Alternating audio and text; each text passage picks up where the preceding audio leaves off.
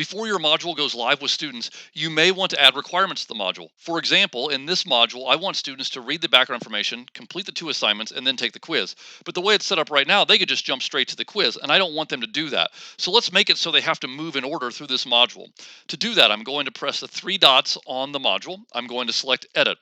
I'm looking at the requirements option of the module settings right now. So I'm going to add a requirement. Here I have 2 options. Students must complete all of the requirements, or students must complete one of the requirements. If you do all of the requirements, obviously you have to do all of them. If you want to differentiate, you can set it up so that they only do one of the requirements. But for now, let's say that I want them to move through exactly in the order that I just talked about. So I'm going to select this option right here. Students must complete all of the requirements, and they must complete them in sequential order. But now I have to go in and add the requirement down here. I have to select Add Requirement. And so the very first thing, if I move this off to the side, is the example page. So what do I want students to do with that? I have 3 options. View the item. That just means they looked at it. I have no way of knowing what they did with it. I can select Mark as Done, in which they have to go to the top and mark it as done. Does it mean they read it? No, of course not, but at least means that they marked it as done. Contribute to the page is really not relevant for most of what we do. So I'm going to select Mark as Done. And if you use that, you would want to use the Mark as Done graphic that is demonstrated in the template course. The next thing, I want students to complete the online assignment. So I'm going to select the online assignment. And what do I want them to do with that? Do I want them to view it? Do I want them to mark it as done? Do I want them to submit the assignment or score at least? Be aware, if you score at least, you will have to grade it before the student can go on, unless it's a quiz. If it's a multiple choice quiz and Canvas grades it entirely by itself, you can use that option without you having to score that. So in this case, I would have to grade everything before they moved on if I selected score at least. So I don't want that option. I want submit the assignment. That just means the student has turned it in to me.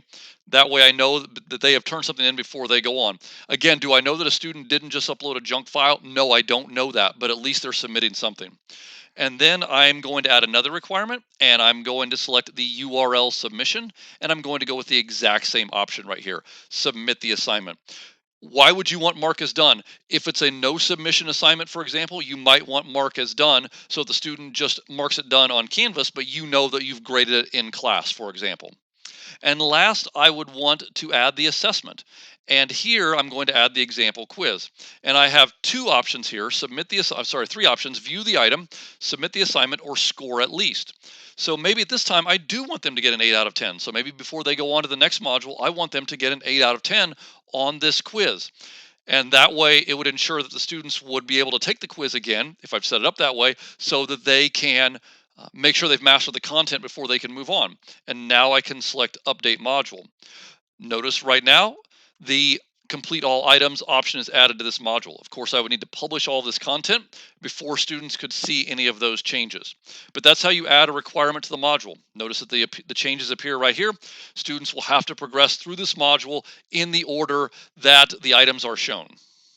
Okay, let's take a look at this from a student perspective. If I scroll to the top of the page and I work my way into student view, we're going to see what a student sees for this module.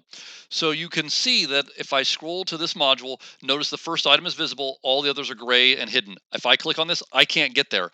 So I have to do the 3 types of volcano before I can do the example assignment. So if I click here, it's going to load that page. Once the page loads, you will see the mark as done button right here, and that's what students have to click. So do I know that the students have read all this information? No, I don't. But they at least had to open the page and click mark as done before they could go on. At that point, they have 2 options. They can scroll to the bottom of the screen and they can select next, or if they return to the modules page, notice that they now have the ability to go directly into that second assignment because they have completed the requirement for the background information for the first page that is shown. And there's a green check mark right there, so the students know they have completed that operation.